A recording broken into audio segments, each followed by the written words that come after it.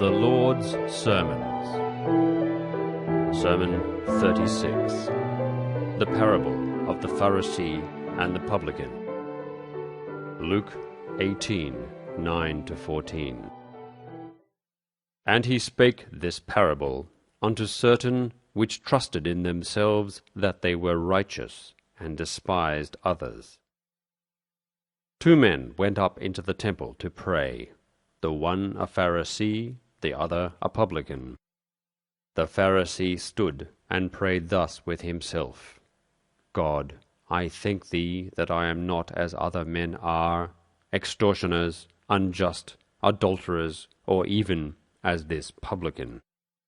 I fast twice in the week, I give tithes of all that I possess.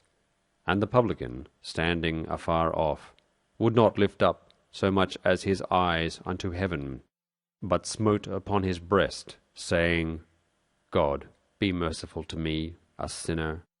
I tell you, this man went down to his house justified rather than the other. For every one that exalteth himself shall be abased, and he that humbleth himself shall be exalted. A number of the Gospels which I have so far explained contain parables depicting events in everyday life through which my teaching, or rather my 2 commandments of love, are interpreted.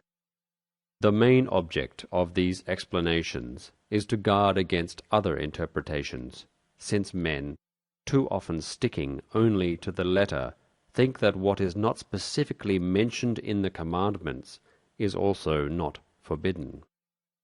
Since during my ministry on earth I was well aware of the narrowness of my disciples' and other listeners' concepts, I frequently chose examples, parables, and analogies of material things with that which is spiritual and invisible, so as to leave no doubt in people's minds how my teaching and the earlier religious commandments they had been given were to be understood. This gospel shows how I gave to the Pharisees, who, in their self-conceit, always considered themselves better than the others, a parable especially dealing with their faults. For they believed that as long as they observed their religious customs, they had done all that was required, and their God could be satisfied with them. I told them about 2 people, one of whom, seemingly observing the various laws and customs of his religion, looked down upon the other with pride and contempt, as if he were far beneath him, because that man had an occupation which in those days was regarded as not particularly honest. This comparison of the one who, in his arrogance, thought he had not sinned, or only very little, with the other, who in deep humility was quite conscious of his sins, as the result of human weakness, was apt to humble the mighty pride of the Pharisees. It also explained to my disciples and other listeners some of my actions that offended against the accepted customs of the Jews, showing them the difference between fulfilling a law according to the letter or understanding its spiritual meaning and observing it accordingly. As an explanation of this example, I said to my disciples, For every one that exalteth himself shall be abased, and he that humbleth himself shall be exalted. In the following verses of this chapter, it is pointed out that no one may be called good except God, whereby I even did not make an exception of myself as the Son of Man.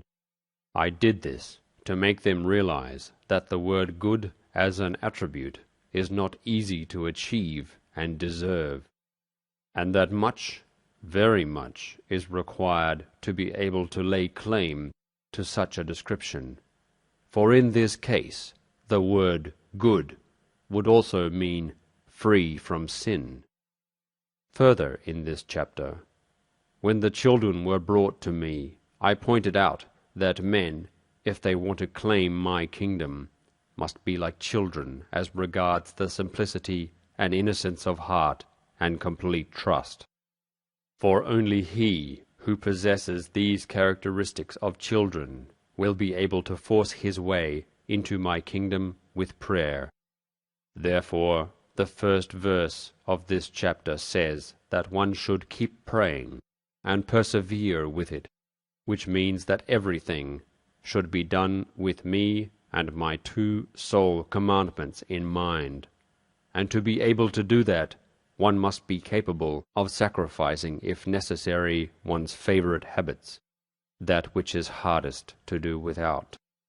This I explained in the event with the ruler, for I asked of him to sacrifice that which was nearest to his heart. The parable that it would be easier for a camel, a mooring rope, to go through a needle's eye than for a rich man to enter into the kingdom of God, means that it is impossible for a man who is still attached to worldly things to enter my kingdom of the Spirit. For to rise from the material level to the spiritual is only possible when all worldly things are subordinated to the spiritual goal. That Peter, on this occasion, drew the conclusion that because they had left everything they were my disciples, only shows how easily men overestimate their sacrifices, expecting a reward already on earth, whereas they may receive this only in the other world, in the consciousness of duties fulfilled. My disciples did not yet have the right understanding of this, because they still depended very much on my visible person, and therefore had been unable to mature. When I talked to them about my impending suffering, they did not understand, for they believed that if they had already been promised beatitudes here and in the beyond, because of their material sacrifices, this would apply all the more to me, who walked before them free from sin and pure. They were as blind as the blind man on the road to Jericho. They did listen to me, but did not understand the meaning of my words. And as I gave the blind man his eyesight because he believed firmly that my hand could heal him, thus when I poured my Spirit over my disciples, their spiritual blindness was cured, and only then did they fully comprehend and see in the brightest light what I had told them in parables and analogies during the 3 years of my teaching ministry. Only then did they comprehend who I was, what my teaching meant, and what their own mission was. This gospel tells you, from beginning to end, in a few words, always the same thing. It tells you that in practical life, the being good, or being without sin, is so very difficult, and that the capability for sacrifice is so varied. Generally, this gospel aims at abasing the human self-conceit of being better than others. Therefore, the reference to humility. In the publican, it revealed itself was a virtue. In the ruler, it was demanded as a supreme sacrifice. In the little children, it was evident as unconscious innocence, promised to my disciples as a future reward, and demonstrated by me in my life on earth as a supreme example in my final suffering. Here you can see the various stages of humility, the mortification of one's own nature to achieve the highest spiritual perfection, as demonstrated by me as an eternal example. Take heed of this gospel, wherein the most profound precept has been brought to your attention in words as well as in the example of my own life. Do not imagine yourselves to be something better because you are receiving my word before many others, and you learn as if from my mouth how it is to be understood and practiced in life. Also among you there are still many like the rich ruler. For you too, the hour will come when you have to renounce that which has been dearest to you in this world, and which so far many of you have guarded anxiously. Then you may be sure that many of you will be sorrowful, and go on their way like the rich ruler. Then the touchstone will be used on your human nature to see how much spiritual you have absorbed from the bread of heaven, with which I have so generously supplied you. Therefore, the words of the first verse, to pray and not to faint, are also addressed to you, that you might always have sufficient strength not to waver under the most difficult conditions, but to stand firmly by me. For only those who persevere will be recompensed for their worldly losses in the beyond, and not those who have wavered and doubted. Pray continuously that every trace of arrogance and pride may be eliminated from you, and do put on the garment of humility. Become as little children. Have trust in my promises, for what I am telling you now is nothing new. Almost 2,000 years ago, I told this to my disciples and believers. It has been before your eyes, black on white, as you would say, for a long time. But you are blind as the beggar of Jericho, and you do not see the light that shines from these words. In the distress of your heart you often call to me, O Lord, make that I can see. And those who trustingly give themselves into my care do experience that. To those who pray incessantly I will grant their requests, for their faith will help them, as the blind man's faith helped him.